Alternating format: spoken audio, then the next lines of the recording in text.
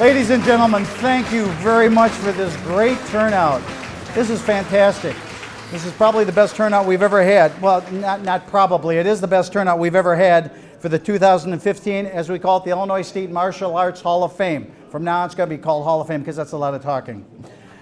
We've got a great crowd here because we've got a great amount of inductees.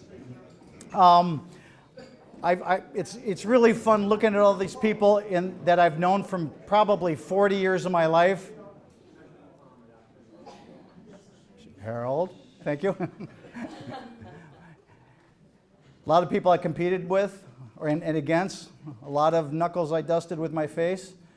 And for those people that come up to me, I'm really good with names. I'm really good with faces. I'm not really good with putting them together.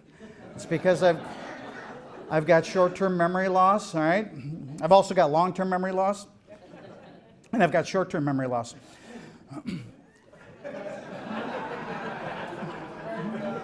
Okay, subtlety is not going to work in this crowd, all right? First thing I'd like to do, the very first thing, is give a big thanks to all the people that have supported the Hall of Fame in the past. And there are a ton of people. This is not a one or two man operation. We cannot do it that way. We like a lot of help because it spreads the blame out a lot.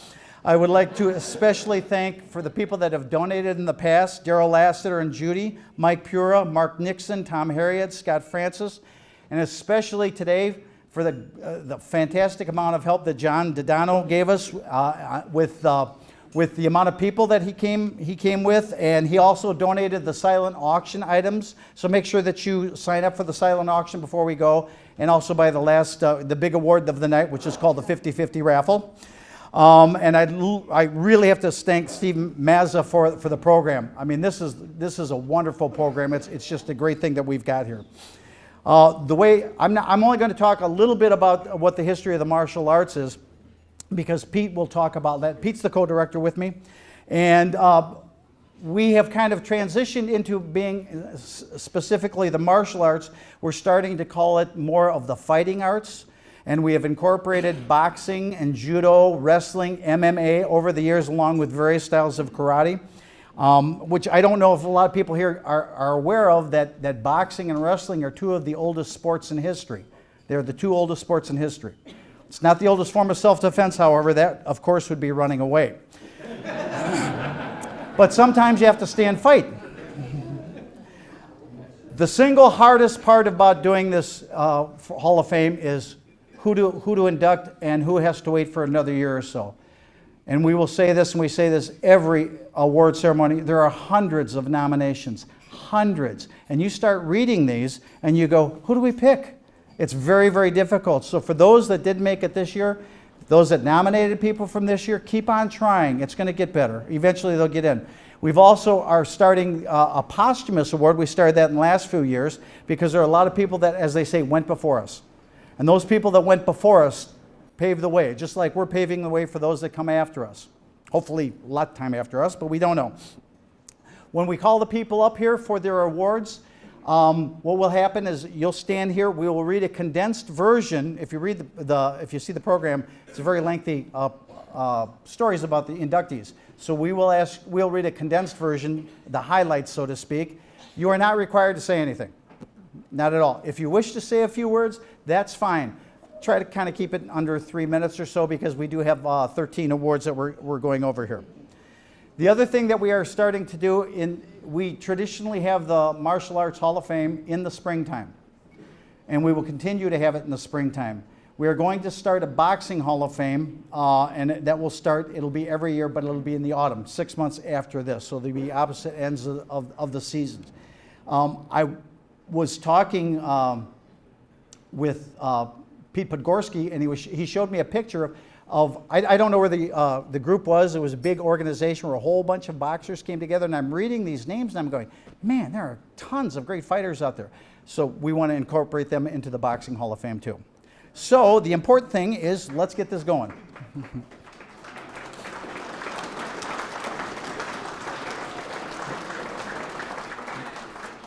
What we traditionally do for the martial arts is to award high ranks at our martial arts. The very first one will be promoted to 5th degree is Ed Hosian. If Ed can stand up. Ed is here. Thank you. Come on up.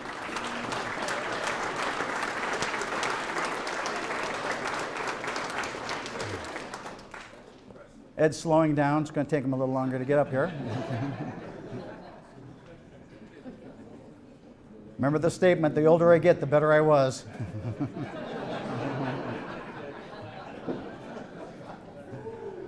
Presenting his award is former cruiserweight kickboxing champion Rob Salazar.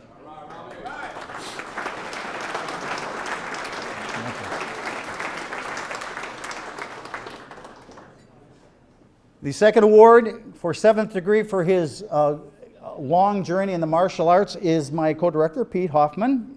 He doesn't know about this because it was kind of like I was hiding it from him. Presenting his award is a former world-rated kickboxer, Mike Mad Dog Cass.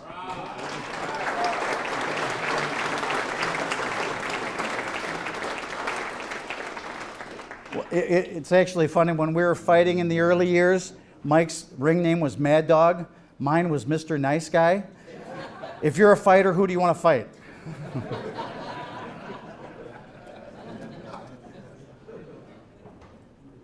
The first of the 2015 Hall of Fame award, Robert Brutus Beal. If Robert can come up. Mr. Beal.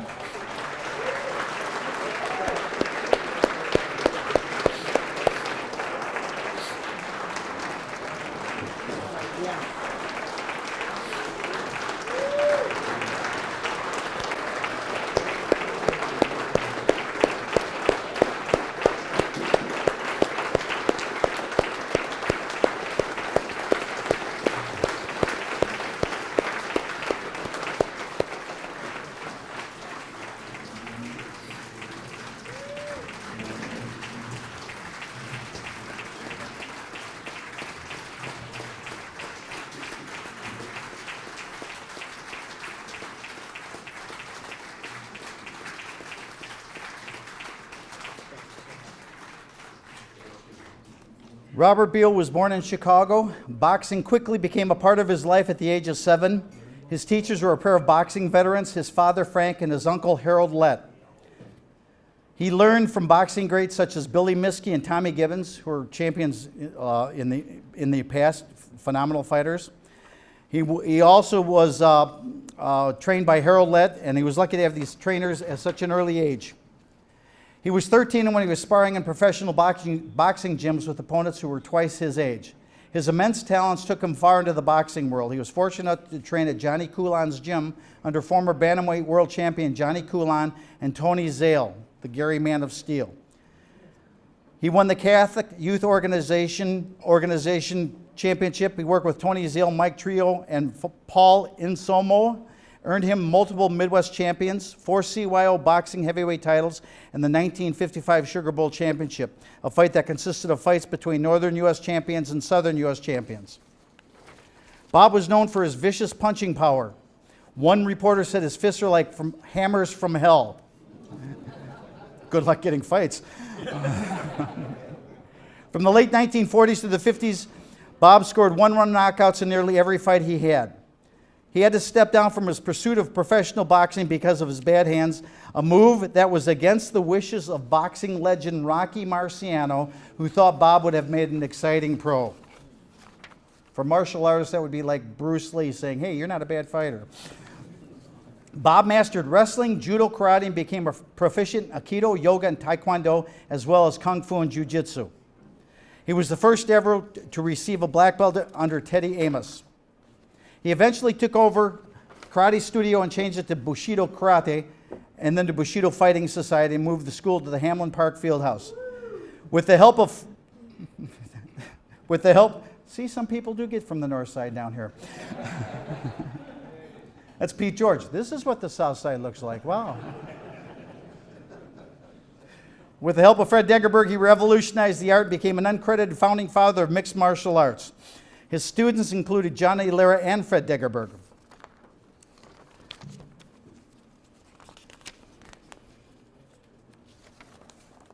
He is a 10th degree black belt And we always like to have people give a mission, somewhat of a mission statement or a slogan. His is, black belts today are given out like Cracker Jacks. Attaining a black belt should challenge everything within you.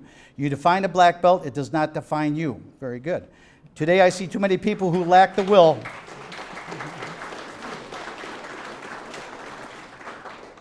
to push past physical and mental limitations. A true black belt is perfection, but there is no such thing. Pursuing a black belt should make you a better version of yourself every day. Every day. The harder the battle, the sweeter the victory. 2015 inductee, Robert Beal.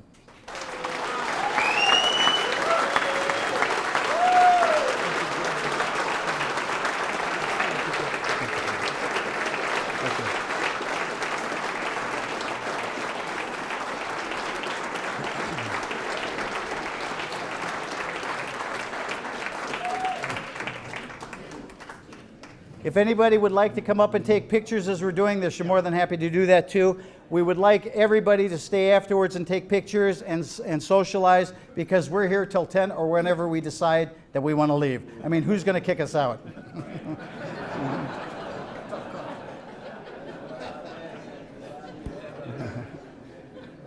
Our next inductee, John Dodano.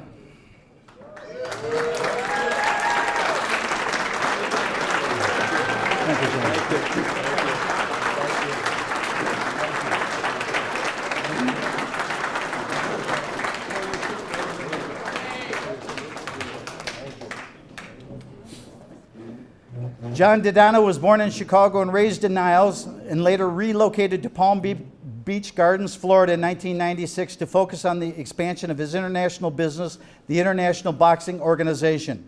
He is the chairman of the IBO, which he founded in Chicago in 1988 at the age of 28, and was the youngest founder and chairman of any world body organization in the history of the sport, a record which still stands. The IBO held its inaugural event in Minneapolis in April 1992 between Louis Lomeli and Mike Evgen. The IBO, which coordinates and supervises world championship title fights, is considered to be one of the most credible and prestigious sanctioning organizations in the industry today. It is responsible for coordinating some of the world's largest boxing events, including the Mike Tyson-Lennox Lewis mega fight, which took place in 2002. The list of fighters who have held the IBO title include Lennox Lewis, Pinklon Thomas, Vladimir Klitschko, James Toney, Roy Jones, Floyd, Roger and Jeff Mayweather, Ricky Hatton, Manny Pacquiao, and many others. John is very well versed in the boxing industry, boxed as an amateur, and also worked as a promoter, manager, matchmaker, and trainer for several years. In 2008, he opened the Jupiter Boxing Club and Martial Arts Training Center in Jupiter, Florida. While watching the sport of mixed martial arts grow, John, with his experience and background in sanctioning bouts, thought the sport needed structure and decided to begin sanctioning MMA bouts. The World Fighting Organization was formed, which would be the first sanctioning organization in the world to sanction professional MMA title fights. With John's knowledge in sanctioning bouts, it's only a matter of time before the WFO becomes a household name in the world of MMA. His quote, "To learn boxing is a timeless task." John Dodano, inductee 2015. Set this down if I could.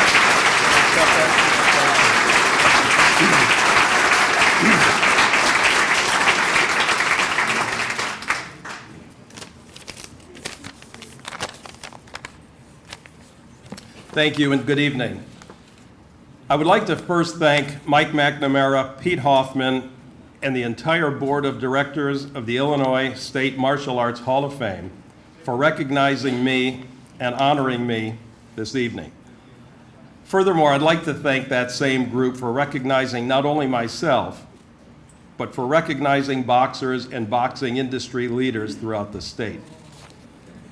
I'm truly honored to be an inductee in the class of 2015, and it's extremely special to me to be inducted with my good friend, the late Ernie Terrell. And one of the top trainers in the state, Pete George. It's really a pleasure to me to be up here face to face with each and every one of you to express my feelings. The class of 2013 consisted of only one boxing inductee, and that was Sam Colonna. 2014 consisted of Pete Podgorski.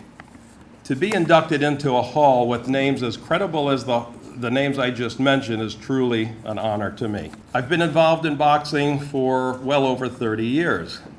The road I traveled down was not always a smooth road.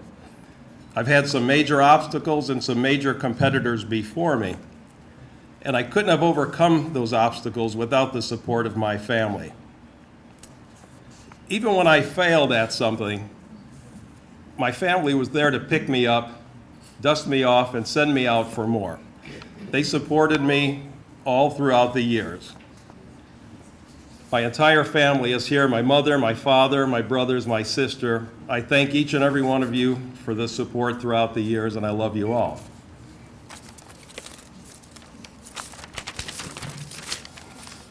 To my wife, Stephanie, who has always been by my side, I love you and I thank you for being there, listening to my speeches, listening to my ideas, and just being as supportive as you have been throughout the years. I love you. Lastly, there's a saying, you're lucky if you can count your true friends on one hand. Well, I'm one of those lucky ones because here with me tonight are some of my closest friends, my childhood friends, and just some of the most loyal people you'll ever meet. Once again, to the Illinois State Martial Arts Hall of Fame, I thank you for considering me for this honor. To my friends and family, I thank you for celebrating this induction with me. And to my fellow inductees, I'm proud to be an inductee in the same hall as each and every one of you. And to you, ladies and gentlemen, thank you for your time, and may God bless you all. Thank you. Thank you again. I really appreciate it, Mike.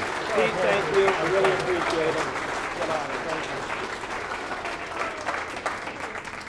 You know, one of the things I think of when I look around at organizations like this and groups like this, because we so rarely do it, is that, and I kind of jokingly alluded to fighting different people before, we all look around and we fought a lot of each other, and when we fought them, we wanted to knock their heads off, knock them out, do anything.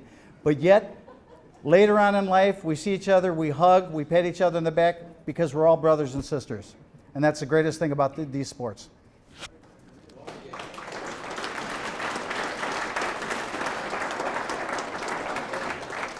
And if you do want to say anything, try not to say anything humorous because you're going to find out that these guys are a lot funnier than I am. I'll be out of a job next year. I'll be under the underpass with a squeegee and a spray bottle of water.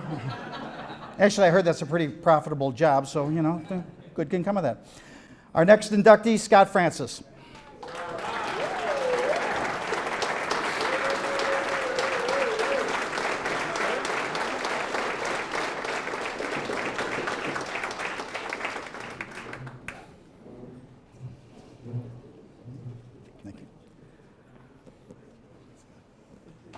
So far, I'm feeling pretty good about my hair anyway.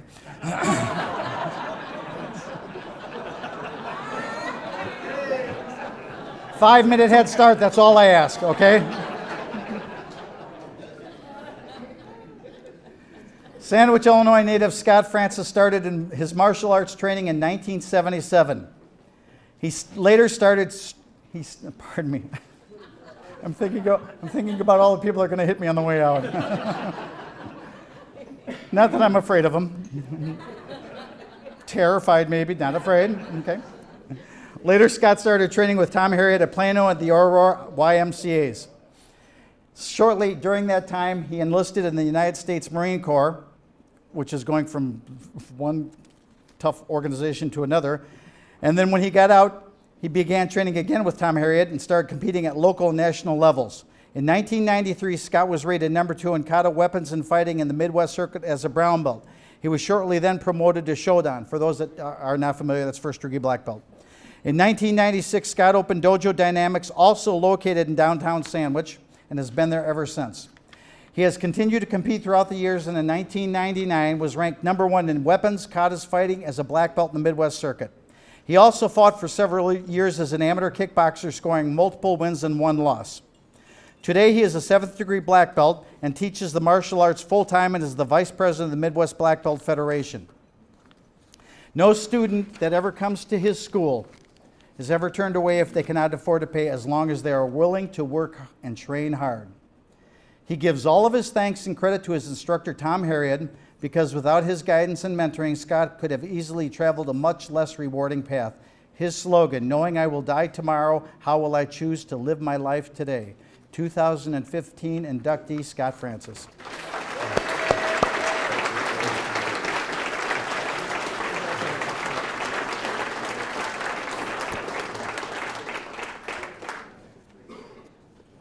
Our next inductee, Pete George.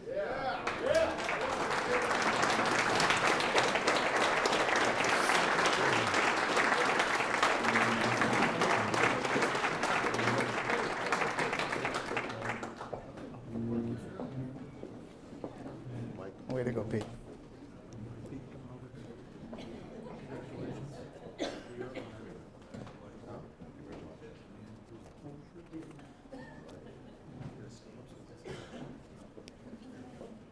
Pete George said, my Uncle Tom was an amateur boxer, and he'd come over the house and we'd put on the gloves when I was 3 and play around. He'd tell me about all the great boxers like Jack Johnson and Jack Dempsey. He had a very successful amateur career as a super middleweight. In 1971, he won the Chicago Park District 156-pound novice division in the championships. In 1972, he won the Chicago Park District 156 Open division. It was the last year the amateurs were required to headgear, so it was a point of pride for him to say that he fought without headgear. Although his friends say that would explain a lot.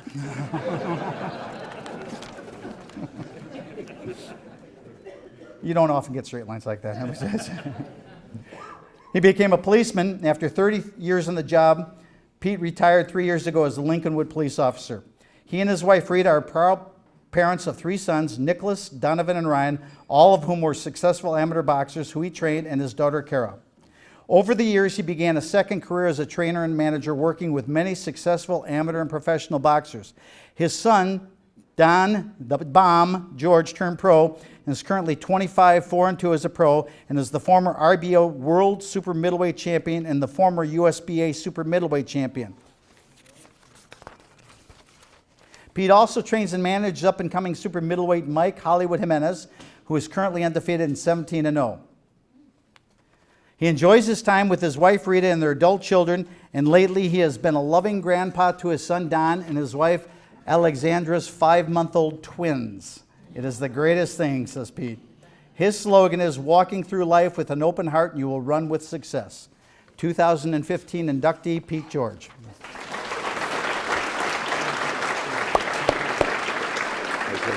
Yes.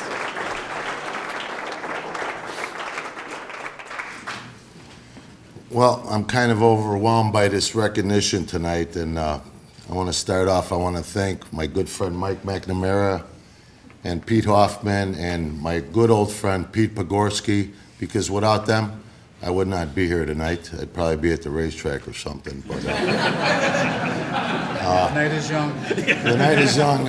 Don't tell my wife that. 'Cause, anyways, another big reason I'm here tonight is because of my son, Donovan, Don the Bomb George, the IBO Super Middleweight Champion of the world. Without Don, I would be nothing in the boxing world. Don has just been a great fighter, and it's not over yet. And I want to mention a few of my other fighters that I brought along. Mike Hollywood Jimenez, who Mike said is on Pacquiao Mayweather undercard May 2nd. David Diesel Latoria, a 10-0 heavyweight that I trained. And I'm also involved with Sammy, the Russian concussion Horwitz. He's sitting right over there. Say hi, Sammy. Don't worry about it. I've trained a bunch of Golden Glove champions, and my biggest inspiration and one of the best people in the world who's always been behind me, and I put up with all my bullshit, is my wife, Rita George, right there.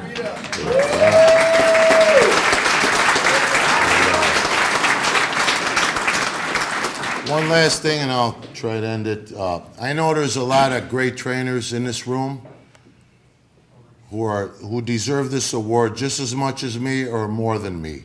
But you know what? I don't call the shots. I just take them. And tonight, I'll take this and run with it. Thank you very much. Thank you. Thank you very much.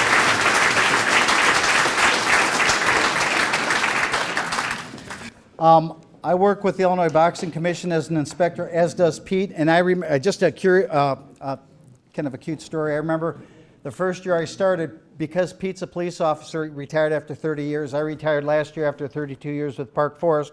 We had kind of a connection there, and he was telling me that he was training fighters, and he goes, yeah, he goes, but the greatest one I got is my son. He goes, he can go all the way. He can go all the way, and he did.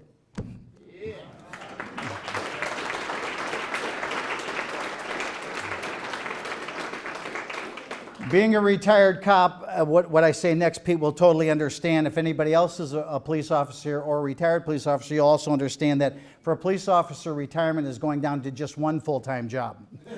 Pete's doing training. He's managing his fighters, which is pretty much a full-time job. And actually, kind of a humorous story happened to me. I have a part-time job. I work security with the Bulls, Blackhawks, and the White Sox.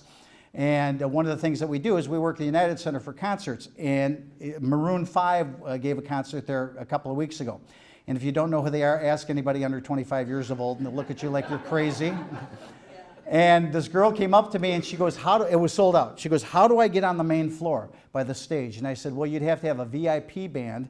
And she goes, well, where do I get them? I go, they sell them at the box office, but they're long sold out. She goes, you can get me on the main floor. And I go, no, I can't. Now, she was very seductively dressed. I'm not kidding.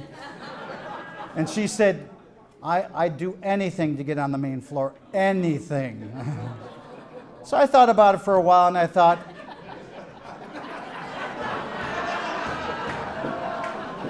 what's the harm? I got her on the main floor, and she changed the oil in my car. Worked out good.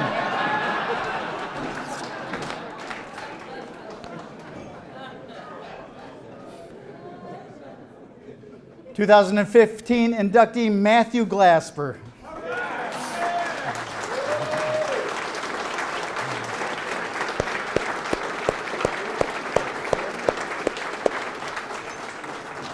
Way to go, Matt.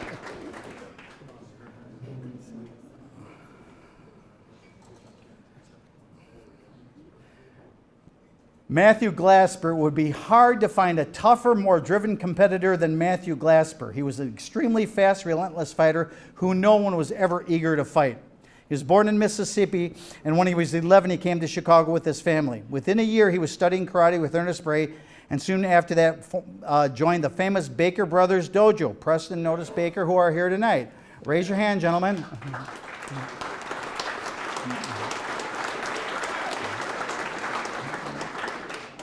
Every year they look younger and younger.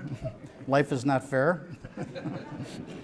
He also cites other instructors who were crucial in his development, like Shorty Mills and John Venson. He later formed a training partnership with Scorpion Harold Barrage. Harold? Yeah. Matt put together a stellar record as a tournament fighter, winning locally, regionally, and nationally. He would go anywhere. Tournament tomorrow in California? Cool. Okay. He won the middleweight division for 2 years at the AKAs and medaled there many times more. He won the middleweight division at the Lama Nationals for the first 3 years of the tournament, took second in the middleweight twice at Fort Worth, Texas Pro-Am and the California State Championships. Especially in the martial arts, it's very difficult to win outside of your region, but he surely showed that that was not the case in his competition. He went anywhere he felt he would be challenged. He became an ordained minister in 1985 and today runs a ministry that caters to and counsels martial artists, among others. He has also benefited from a fantastic family and specifically mentions his wife, 3 sons, and his daughter, not to mention many grandchildren as constant inspirations. Matthew's slogan, let's see if lightning will strike in the same place twice. 2015 inductee Matthew Glasper.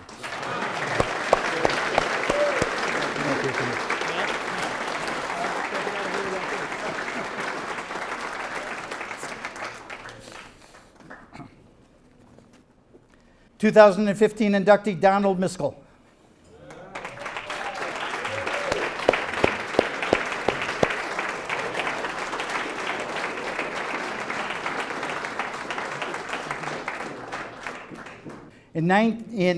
Donald Miskell, when he was 10 years old, started taking judo and boxing with a friend of his father at Washington Park, Chicago Park District Fieldhouse. He continued his judo studies and added jiu-jitsu under the famous Tamura brothers. He also wrestled in high school.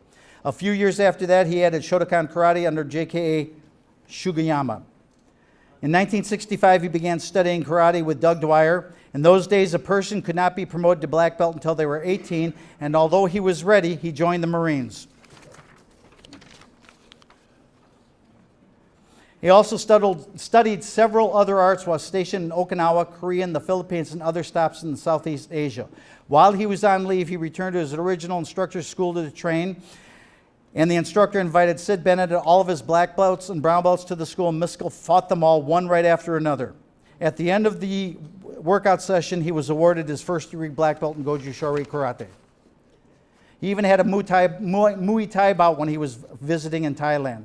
When he left the military in the early 70s, he returned to Chicago and trained at the infamous John Keane, for those of you that may not know him, may know his other name, Count Dante, dojo on Ashland Avenue. He achieved high ranks in several martial arts.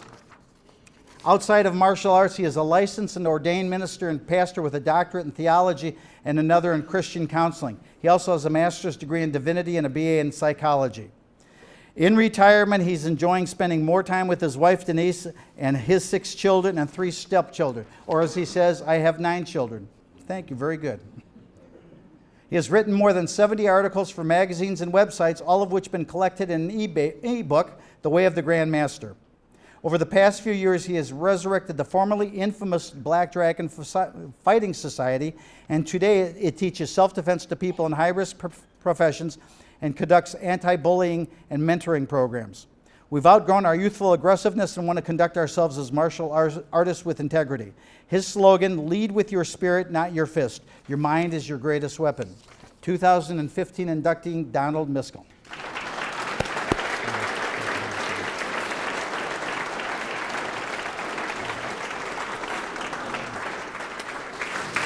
I want to thank these dignitaries and for this opportunity and for this recognition.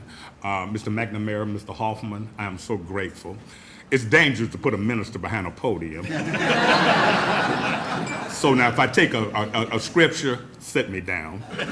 I wanted to say, you know, I've been training a long time. I don't even put myself in the category of a lot of the individuals here because they have, you know, fought in tournaments and whatnot, and have gained a certain amount of fame and recognition. And around 1970, the early 70s, I pulled out of the conventional martial arts community behind the dojo wars where Jim Consovic was killed. And I began to teach and train privately. And I'm just grateful to be even in this type of a gathering. I want to thank my family for being here, my wife especially, my 2 sisters. I want to especially thank my oldest sister, Lydia. Raise your hand, dear.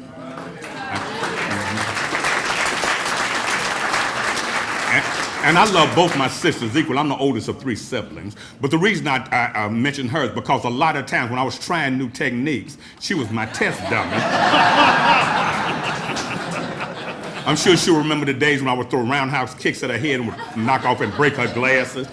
Or when I was training in weapons training with whips, throwing knives and whatnot, and I would line her up and pop cigarettes out of her mouth and throw knives around her. But I just thank her for her patience, and I just want to say,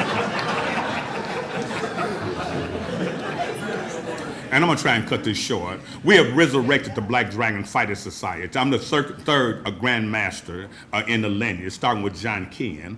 And I believe this, I believe that those who can, do, and those who no longer can become Grand Masters, martial arts Grand Masters.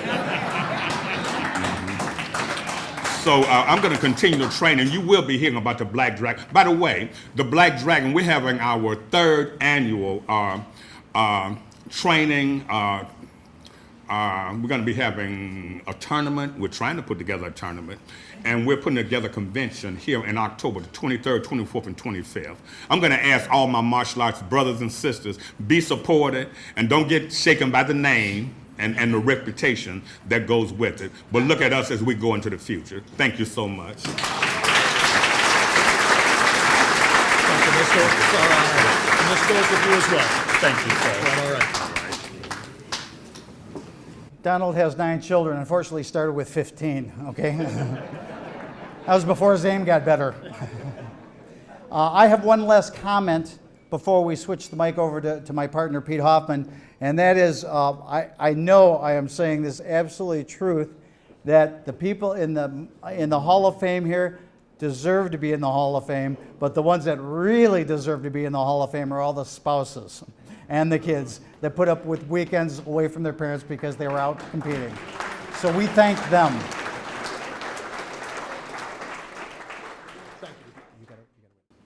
There's a lot going on here. As you might guess, and you've heard just from the first half of the, you've heard from just the first half of the nominees so far.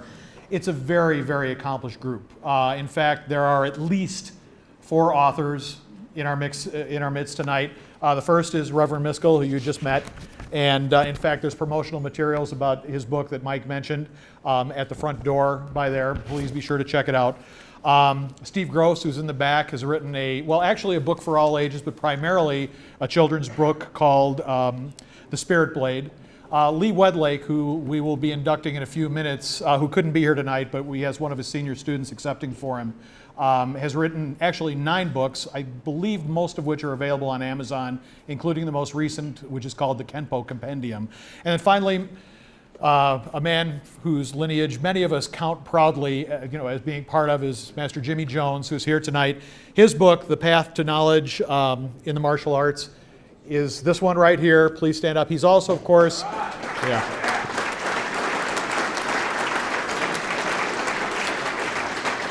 It is not an exaggeration to say that half of this room probably wouldn't be here without him. And so he also, he has a special Hall of Fame night price on the book, $65. So if you're interested, see Mr. Jones.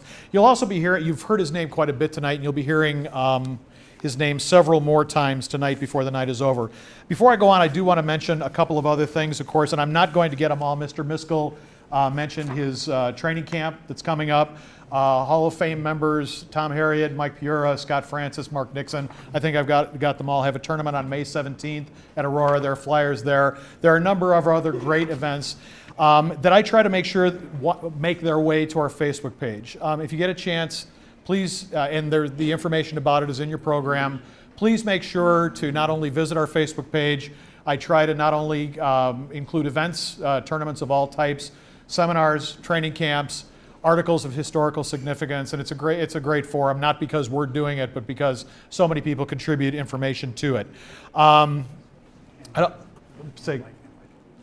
please make sure to like the main page as well. That way we'll get in your feed. I also wanted to mention, again, to thank John Dodano and his family. The video that you see being recorded tonight is, thanks to them. And you will soon be seeing a Hall of Fame YouTube page, which will have this video on it with markers, minute markers for every inductee. And so we encourage you to not only go visit and see what you saw tonight, but of course tell all your friends. Now I once again have the great honor of doing the second half of this introduction. So as I call them up, again, I'm honored, flattered, and still a bit mystified to be part of this illustrious group, particularly this year. Before I do, though, I do want to mention, first off, a big shout out to the Hall's founder, Fred Richmond, who started this 11 years ago. Fred can't be with us tonight, but way to go, Fred. And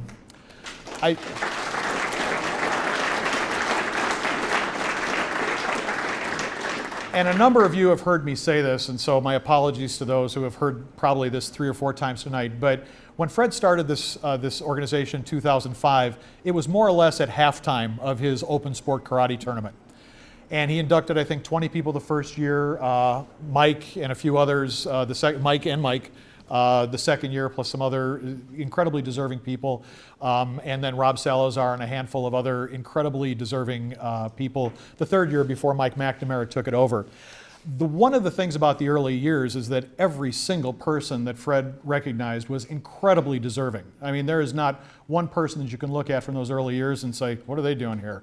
I mean, it was truly a who's who. But in large part because it was connected with an open sport karate tournament, the Hall of Fame was becoming something of a de facto open sport karate Hall of Fame. Not that there's anything wrong with that, again, flattered to be part of that group, but the reality is it has been since its inception called the Illinois State Martial Arts Hall of Fame. And so when Mike took over, he made from the beginning a very concerted effort to make sure that all of the martial arts communities, not just open sport karate, but traditional martial arts, the Ishinryu, Shorin-ryu, Shotokan, Judo, Aikido, Kendo, boxing and wrestling most recently, were all represented. And I like to joke about, I'm very comfortable with my place in the universe, but again, when I got in a few years ago, I kind of looked and said, okay, we have to set a bar someplace, and this seems to be a pretty good place to set it. And so, because I felt, and as did Mike from the beginning, that there were just roomfuls of people who had incredible resumes that scream for inclusion. And so since that time, we put together a list that quickly grew to more than 100 incredibly deserving individuals. Olympians, former champions, just people whose just jaw-dropping resumes who hadn't yet been considered across all martial arts, not just karate. And so one of the things that I want to say is that we will continue to try and make the nominating process open and inclusive and much more transparent than it's been in the past. But every single member of this class, the 13 people that are being inducted tonight, have been on that list of more than 100 people that we came up with years ago, and we're working our way through them as fast as we can. But we will continue to count on all of you to make sure that we don't miss anybody. So whether it be through the Facebook page or contacting us directly, my email is in the program, we implore you to please make sure to share with us the names and especially the accomplishments of the people that aren't in there yet. With a list that still is more than 150 strong, I've been able to say quite confidently in almost every conversation of that type that I've had that we've already had those people on the list and we're getting them in. But we know we're missing people. I got a great name tonight. And so to that end, again, thank you for all of your support, and we look forward to continued support as this hall continues to grow.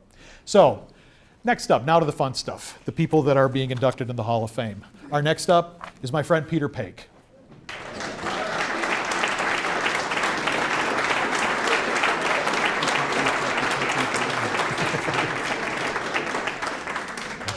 Come on. Congratulations, Peter. Thank you. Many people say they were born to be in the martial arts, and in Peter's case, it's literally true.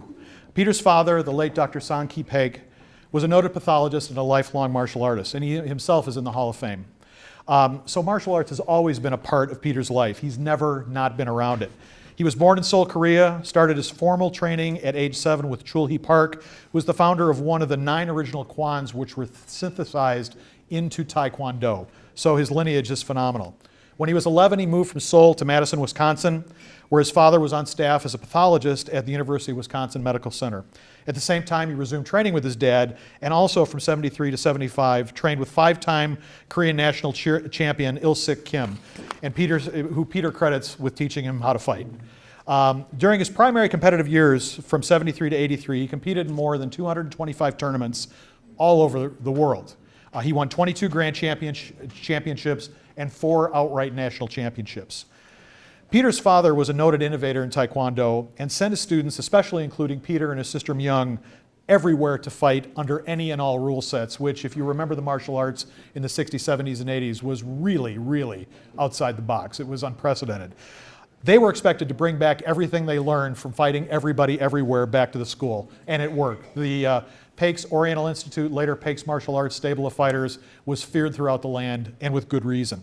Peter said that his father's idea was that you can learn from everyone, but before you can conquer anyone, you have to learn how to conquer yourself. He particularly enjoyed competing with the best in the nation, no matter where they were fighting and no matter what the rule set. He fought nearly every member of this Hall of Fame that was active at the time that he was out, as well as some that are not in yet, including Freddie Latuli, John Carini, Richard Plowden, Sid G, Ed Bethia, and many, many more. And he says it was an honor. Some of his notable wins, and these are just a few of them. He won the lightweight division at the Junior Nationals, which later became the Diamond Nationals in Minneapolis. It's the single most important open sport karate tournament in the country, if not the world. Peter took, again, first in fighting in 76 and 77, a third in 78, a second in 79, and also medaled in forms for a couple of those years. He was he actually was a bronze medalist at the 78 AAU Taekwondo National Championships, medaled many times at the AKA Grand Nationals, took a third place at the Lama Nationals, and third place at the Battle of Atlanta. And believe me, as Mike said earlier, winning out of town, no easy deal, and Peter did a ton of that. He was also rated by Kick Illustrated and Inside Kung Fu Magazine, Karate Illustrated Magazine, and Traditional Taekwondo Magazine. He's also a certified AAU and USTU referee, and he has an international refereeing certificate from the World Taekwondo Federation. He's worked as an actor, a stuntman, a spokesperson. He was in an American Airlines trading film, Karate Warrior 2, which you haven't seen it, it's a classic. 2 episodes of Miami Vice. I'm sure there's a pastel blazer in there someplace. The Adventures of Superboy, and he was also providing color commentary for the 1990 television broadcast of the National Taekwondo Championships. Today, he continues to run the very successful Pake's Martial Arts in Madison, Wisconsin, and following in his family's tradition, his students go everywhere, they fight everywhere, under every rule set. To date, he's produced more than 50 national championships in both the United States Taekwondo Union and the USA Karate Federation. And again, for those of you familiar with it, that's like oil and water. They typically don't mix. And Peter has not only mixed it, he's produced championships, but he's also served as an incredibly successful coach at both organizations. In fact, he's been the coach of the USA Karate Federation national team, which fought in the Pan Am Games in Brazil. He was the USAKF national team coach in 2012. He led the first ever U.S. delegation to the WUKF World Karate Championships in Novi Sad, Serbia, where the USA came away with a silver and 2 bronze medals, which was unprecedented. Peter's overcome some substantial challenges, including the loss of sight in one eye. And if you think about it, that's really something. But if you've known Peter for a long time, like I have, you will quickly find out about his lighthearted and humorous approach to life. So, in addition to the loss of sight in one eye, Peter also cites 2 other distinct challenges that he had. One was fighting Scorpion Barrage 6 times. The other was getting a head kick off on John Monzak. And if John, believe me, nobody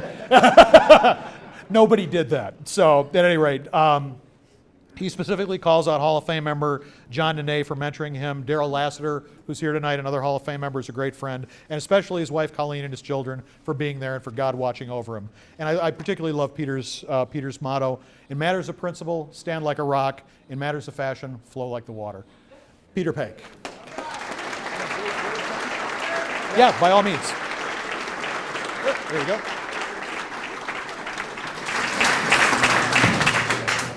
Just like to say thank you.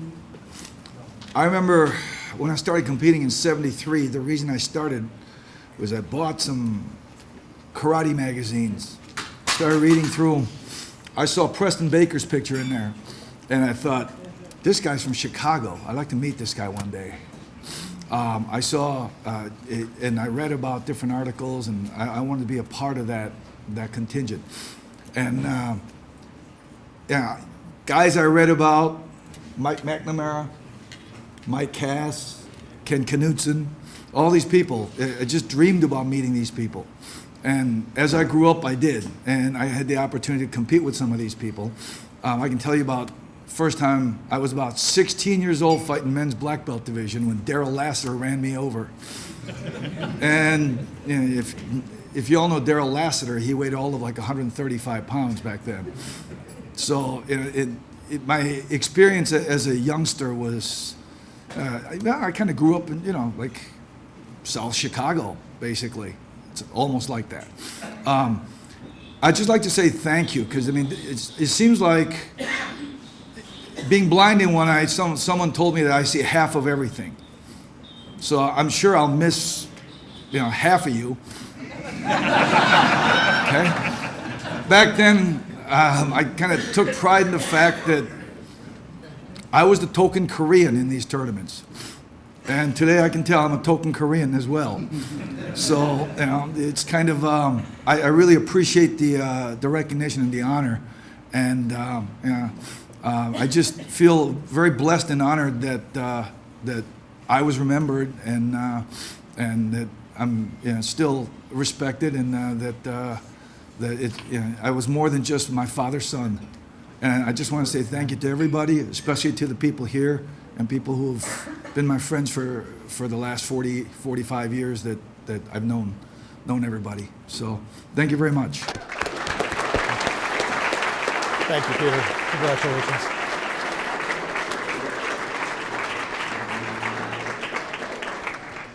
Next up is Bob Shermer.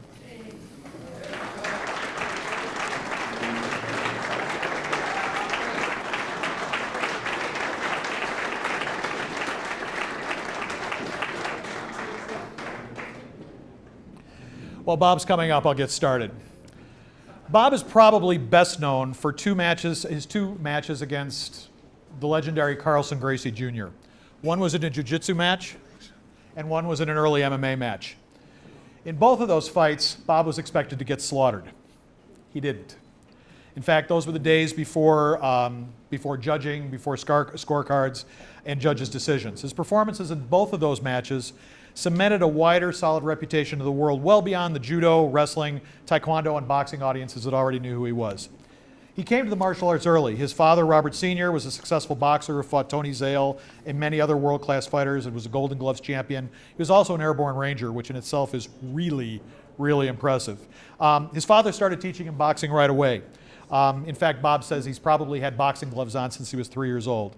And his father instilled in him a sense of accomplishment, a sense of confidence that he could accomplish anything he tried. And in fact, his resume speaks for itself that was in fact the case. He started wrestling at Hamlin Park, doing freestyle wrestling with Roy Conrad, and doing catch wrestling with Lou Talibert. And he says, and I love this, that Roy would yell at him whenever he used submissions in freestyle practice. But again, those of us who know Bob and his reputation aren't the least bit surprised. From there, he found his way to the Military Arts Institute in Chicago, where he started training judo and later taekwondo with Hall of Famer Kyung Soon Shin, himself, as I mentioned, himself a Hall of Famer. Bob quickly progressed and won his weight class in the black belt division at the Junior Judo Nationals while he was still a brown belt. Soon afterwards, he joined the Marine Corps and eventually joined the Elite Force Recon Unit, which in itself is a staggering accomplishment. He was also joined and became captain of their taekwondo team. He went and winning consistently and fighting around the world while also winning the Inter-Service Championship. He was also the Western Pacific boxing champion and also wrestled for the Marines. He's also fought on 5 continents representing the U.S. in jiu-jitsu, kickboxing, Sanshu, and taekwondo. He received his black belt in taekwondo from Ik Moon King, and Bob says he's been a mixed martial artist since he was 12 years old. In 2000, and for those of you that know anything about grappling sports, if you don't, this doesn't sound like as big a deal as it is, but believe me when I tell you, this is about as big a deal as you get in the grappling arts world. In 2000, Bob was invited to compete in the prestigious ADCC World Submission Grappling Championships in Abu Dhabi. I just can't express what a huge deal it is to be invited to that tournament and let alone compete in it. Bob has been doing it all for a long, long time. He formerly received his black belt in judo from Mr. Shin after he returned from the Marines, later worked as a police officer in Oak Park, and has been an instructor at both the county and City of Chicago academies. In 1972, he started Combat Do martial arts in Cicero, and like Bob, he began training a generation of fighters that would fight anyone, anywhere, under any rule set. His team has been a consistent winner everywhere, including multiple team wins on the Naga circuit. They've won the team title at the Arnold Martial Arts Championships, which has quickly become one of the largest martial arts tournaments in the world. Most recently, he and co-U.S. team coaches Tony Alcazar and Pete Sugarfoot Cunningham sent 3 athletes to the WAKO Czech Open Kickboxing and MMA Championships in Prague, and they returned with 3 gold medals, or as I think Bob would call it, just another day at the office. He's trained a huge number of successful competitors. Probably the best known is former UFC and MMA star Mr. International Shoney Carter, who, like Bob, has held numerous titles and who also, like Bob, has fought as a boxer, a wrestler, a judoka, a karateka, and just, again, about every rule set you can think of. He's also been inducted into the Grappling Hall of Fame, and he was inducted in the same class as Royce Gracie, Renzo Gracie, Jacare Cavalcante, and Tiger Schulman. Not bad company. Today, he's an 8th degree black belt, having been promoted by Phil Porter, the highest ranking judo and jiu-jitsu instructor in the United States. And he's also had a local television show. In addition to training his team, he's also a sought-after motivational speaker. When Bob isn't doing it all on the mats, he and his wife Teresa are doing it all at home with their 8 children, many of whom are now adults, in their blended family, plus foster children, many foster children that they've helped raise over the years. And Bob, again, big thumbs up on that. His quote is a beautiful one. "Dost thou love life? Then do not squander time, for time is the stuff that life is made of." And again, he's kept very, very busy. Ladies and gentlemen, Bob Schirmer. Thanks, Pete. Thanks, Pete.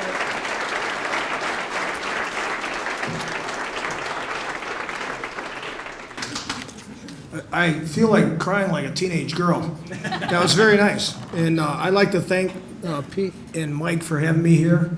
And my friends at table 9, 10, 11. We love you.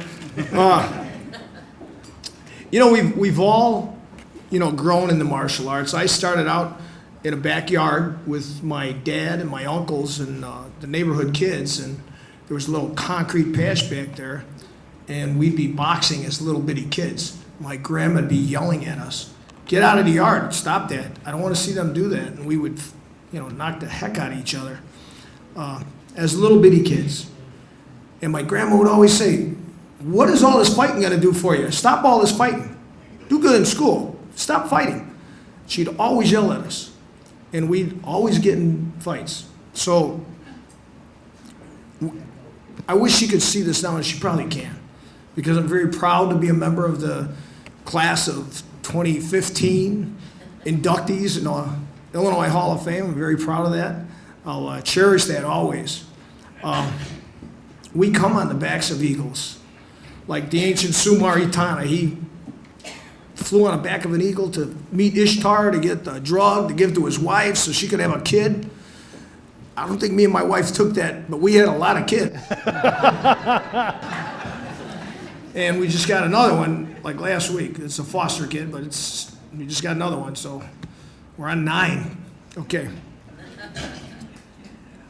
My Eagles were Roy Conrad, great wrestler, first guy to win the Midlands tournament, 2-time NCAA champion. I love Roy with all my heart. Roy would always tell me, "Bobby, I got this cute move. You got to see this move. Bob, come here." I loved that man. He just taught me so much. His coach was Lou Taliber. He was a catch-as-catch-can guy. He was a littler guy. He would tie big guys up in knots and armbar them, wrist lock them, leg lock them. He'd show me how to do that, and Roy would yell at me, "Bobby, don't be using that stuff on these kids over there." Of course I did. Master Shin, his throws were just fantastic. And Mr. Kim, who took me on the side and helped me out quite a bit. And Master Shin used to yell at me, "Don't kick that bag. You can't kick that bag till you're 12 years old." And I'd, of course, kick the bag. And the answer was, "Push him. You do push him." And I know Doug's laughing because I think he remembers the same kind of stuff. We all have people that have made us who we are. And now it's our turn to make people, young men, young women, champions of the martial arts. That's what our job is now. Okay, we're old farts now. We got to go to the bathroom too much. We can't see each other right away. We might not recognize each other, and damn sure can't hear everything. But now it's our turn to bring these kids up and make them the best we possibly can. And I know, looking around me, these guys are doing a hell of a job. So, thank you.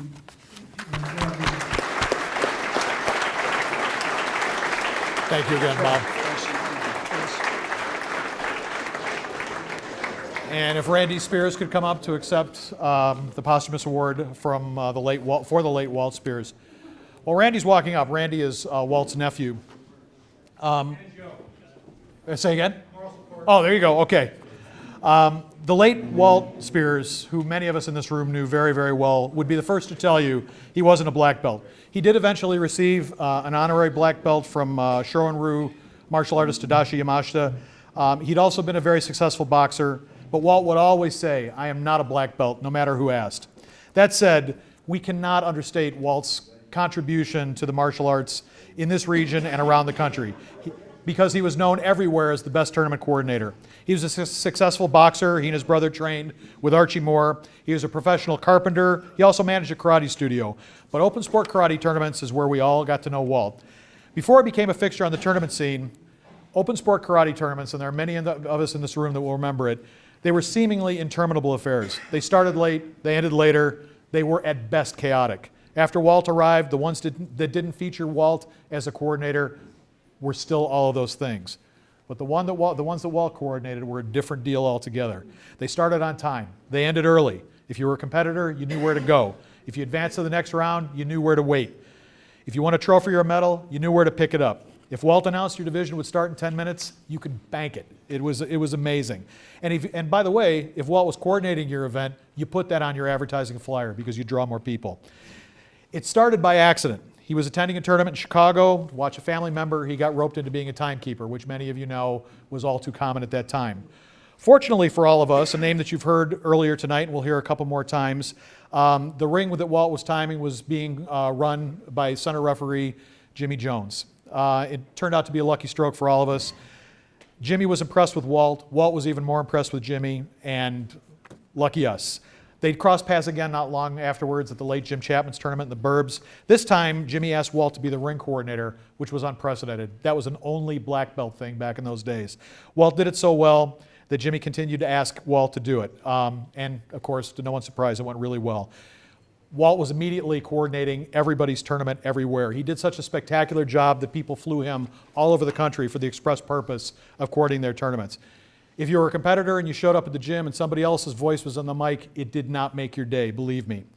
Walt passed 15 years ago, but his legacy of organization, logic, professionalism, and friendship is still with us. Fortunately for all of us, multiple generations of competitors watched Walt coordinate tournaments and paid attention. So as a result, we are all better off. Again, we are far better off if we hadn't been, if Mr. Jones hadn't been paying attention to the guy keeping time and giving him a lot more to do. Many of us who competed in Walt's era remember his booming voice, whether or not it was amplified by that shoulder strap mic. His humor, his patience with new competitors, and impatience with anybody that should have known better. Walt didn't suffer fools, and as a result, there are far fewer fools in our world than there would have been otherwise. And God help you if you had chest hair. He could get your attention. Yeah, there's a lot of people who know that. Although he would be the first to tell you he wasn't a black belt, he embodied all of those qualities we like to associate with being a martial artist. He did eventually, as I mentioned, receive an honorary black belt. He was on the board of directors of the AKA. He's in several halls of fame. And I think that's not bad for a guy that would tell you he wasn't a black belt. 2015 inductee, the late Walt Spears. Congratulations, guys. Thank you so much. Thanks, Joe. Our next award is a posthumous award to the late and former world heavyweight champion, Ernie Terrell.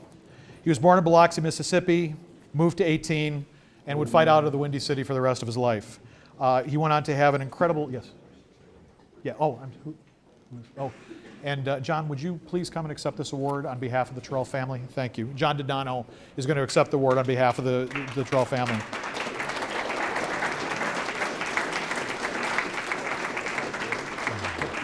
Thank you.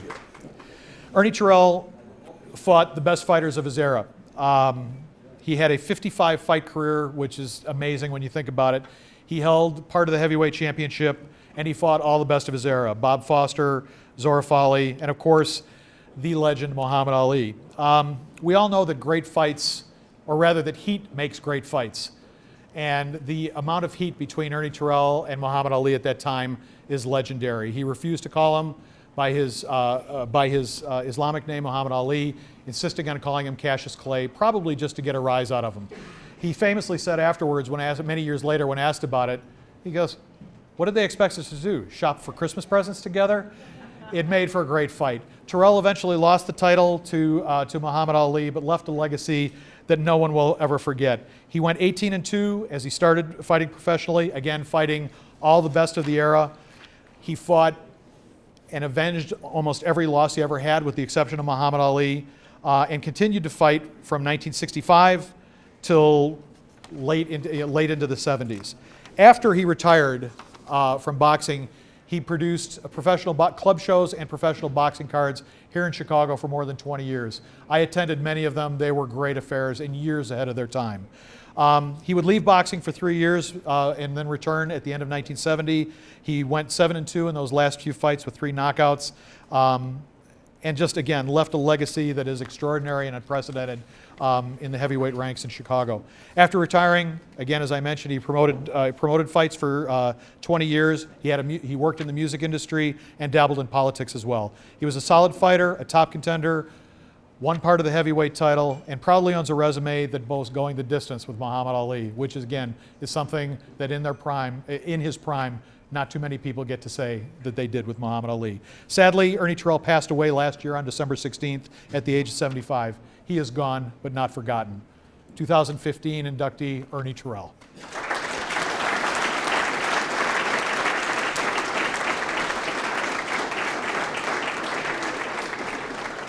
Our next inductee is Doug Tono.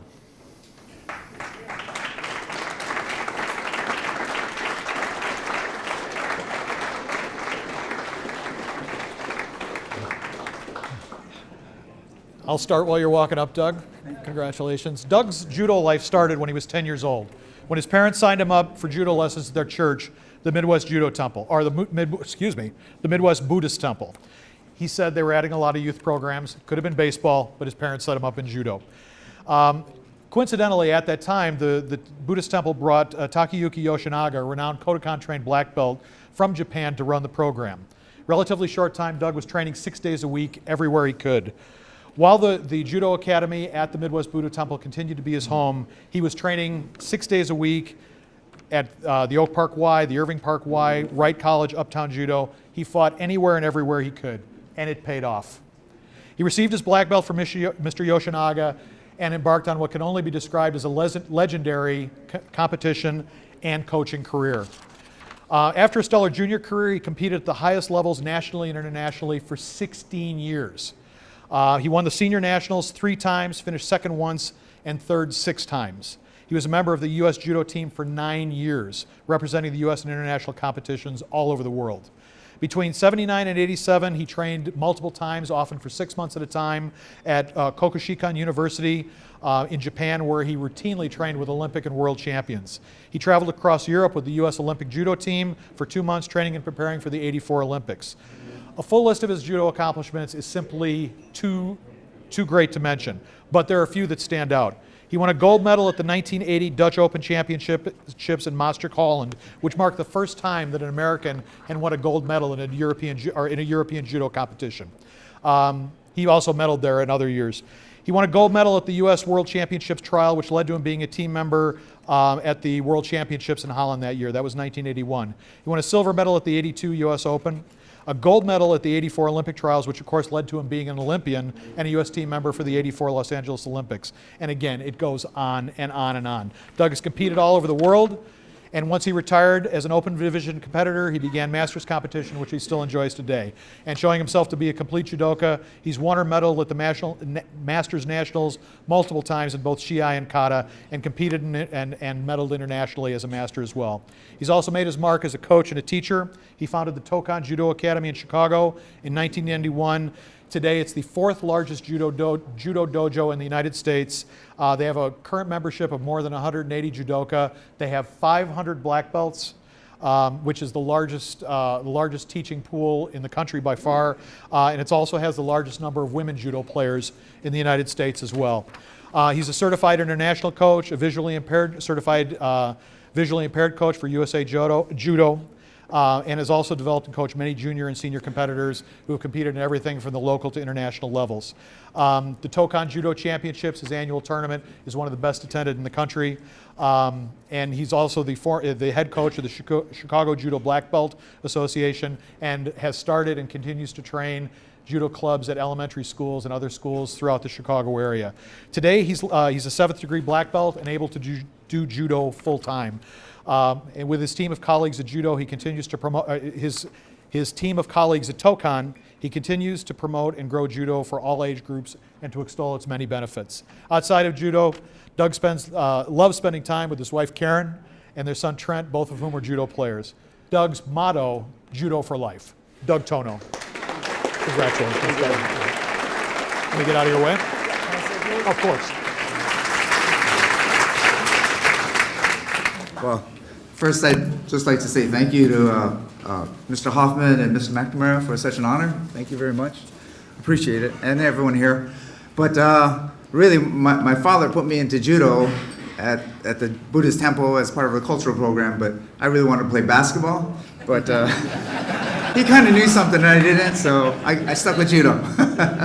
But yeah, I was very fortunate to continue on my career in judo, and I had a lot of support throughout the years, and I would really have to thank all my former senseis, which many senseis, and many of you all know that none of us got here by ourselves. We all had instructors and mentors before us that helped us and groomed us and taught us and spent endless hours with us. And I was very fortunate to have many instructors like that, and I would really like to thank all of them. Too many to name, but they're there, and I really want to appreciate them. And of course, none of us would be here without those people. But also, I'd like to thank, and again, I'm sure most of you inductees here wouldn't be here without your wives and your families supporting you, so I would really like to thank my wife for putting up with me for all those years and letting me do something that I love to do. And finally, I'd like to also congratulate all the other inductees of the Hall of Fame class of 2015.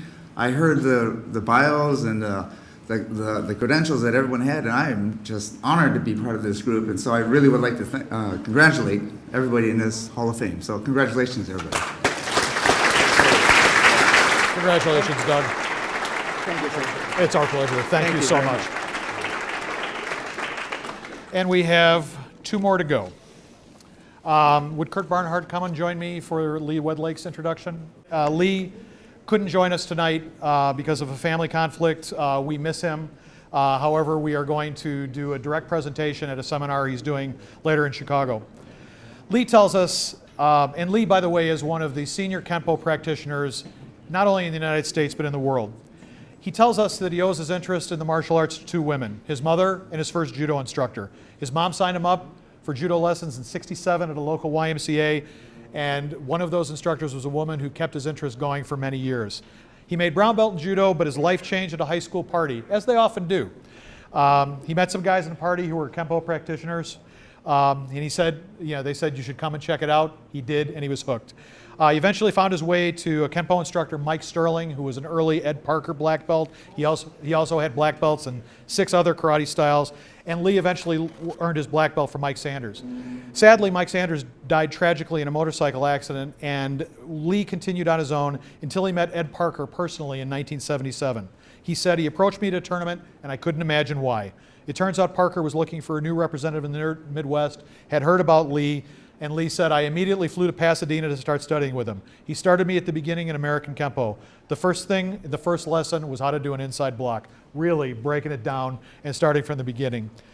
Lee Wedlake continued to train with Ed Parker until Mr. Parker died, and he continued to compete in tournaments in fighting forms and weapons. He was nationally ranked in the AKA in all 3, and in the early 1980s, or actually specifically in 1981, he became the first Kenpo stylist to be ranked nationally in forms by Karate Illustrated magazines, which was the preeminent ranking service at its time. He continued his Kenpo training with Ed Parker, Frank Trejo, Huck Planis, Joe Palazzo, and many other notable Kenpo seniors. At the same time, he operated successful schools in Chicago and in Florida. Ed Parker promoted Lee to 6th Dan before his death in 1990, and other Kenpo seniors have continued to promote him. He's now a 9th degree in Ed Parker American Kenpo and one of the leading instructors in the world.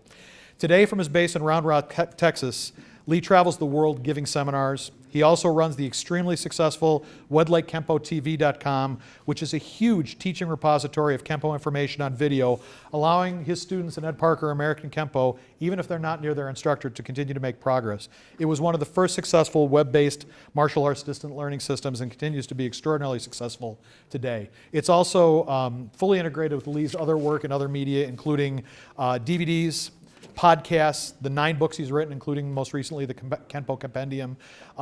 Some of those books have been used as university textbooks, and it's really been a revolutionary use of multimedia in martial arts.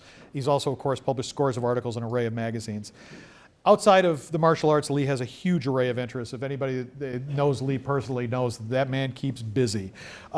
He's a pilot. He's been a flight instructor for many years. He's worked as a corporate pilot, as a bodyguard. He has teaching certificates in Russian Sistema and in Tai Chi. He's worked at the FAA as a safety counselor. He's also a lieutenant colonel in the Civil Air Patrol. And Lee's motto is anything is possible.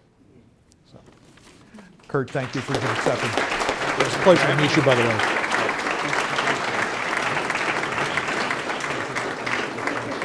Oh, yeah, of course. Yeah, of course. And now, our last inductee of the night, and a very good friend of mine, and I'm delighted to be up here to read him in, Jeffrey Williams. Jeffrey, please come forward. As Jeffrey works his way up here,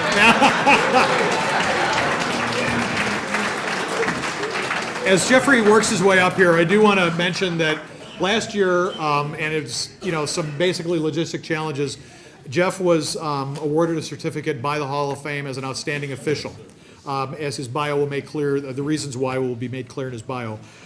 Jeffrey Cricket Williams may be one of the most prolific tournament competitors ever. Fortunately for Jeff, he's also been one of the most successful.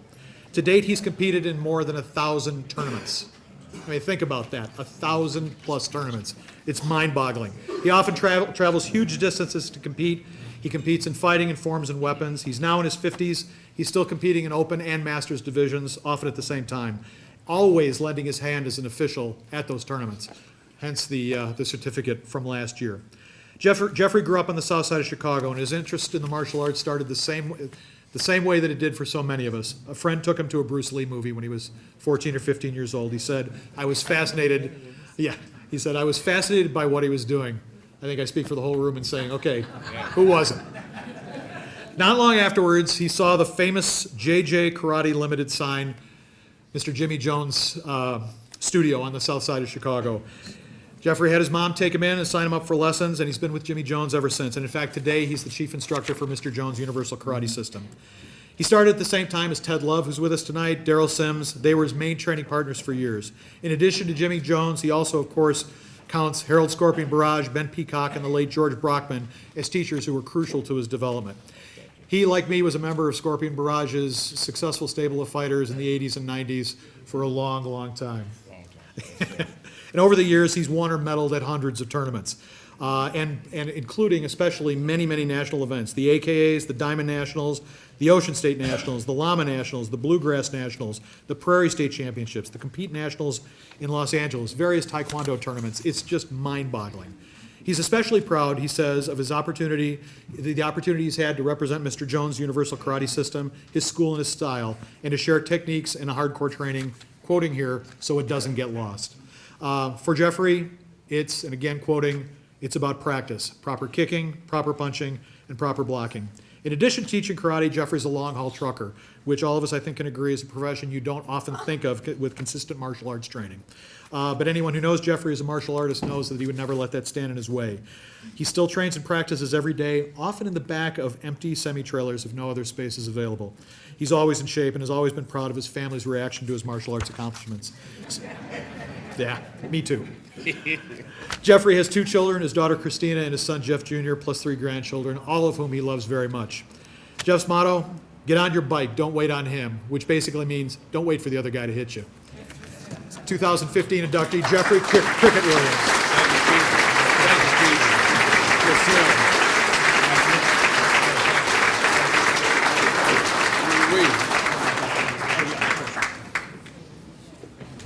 I'd like to thank those who made this possible for this nice here award. This is real nice. Cherish this. Through all my training, which was announced, Grandmaster Jones, Ted Love, Mr. Brockman, Peacock, Sims, Scorpion Barrage, Mr. Mongoose. Yeah, I had a lot that I've been taught and trained through my time, rigorous training. And I want to thank you all. And, oh, by the way, let's say 2, maybe 5 years from now, where are we going to be? 2020? No, we're going to be in LA for the Oscars. Oh, there you go. Yeah. Thank you all. Thank you. Thank you, sir. Congratulations.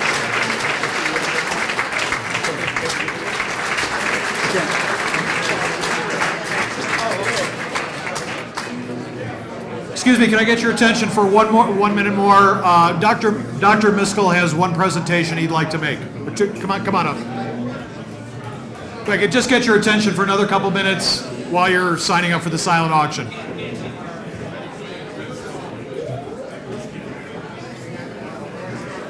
We just want to do this real quick. I'm asking Sensei Lassiter, Daryl Lassiter, would you come up, please?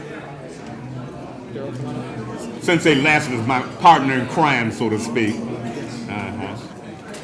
All right. Okay, if I can have your attention for just 1 minute, please. Which one do you have first? Jimmy Jones.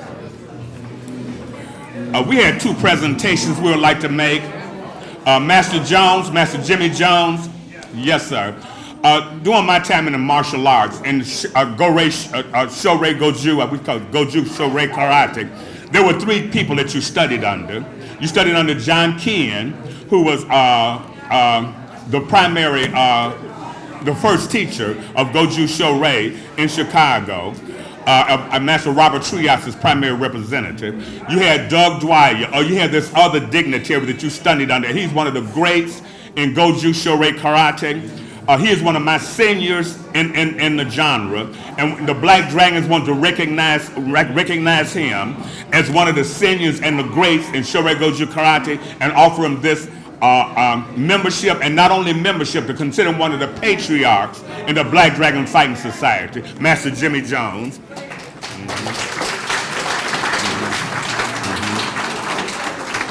If you don't feel like welcome, we'll get that to you, Sensei.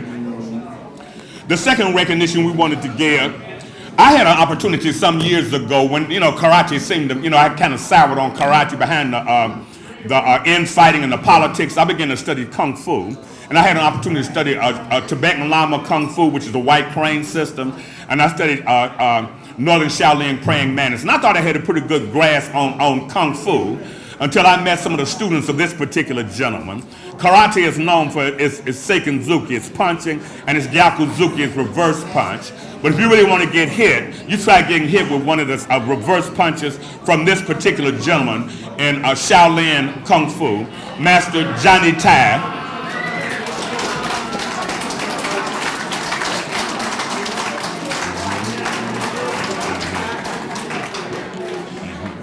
And again, we'll get these awards to these gentlemen. Thank you so much for your time and your cooperation. Yes, thank you, sir.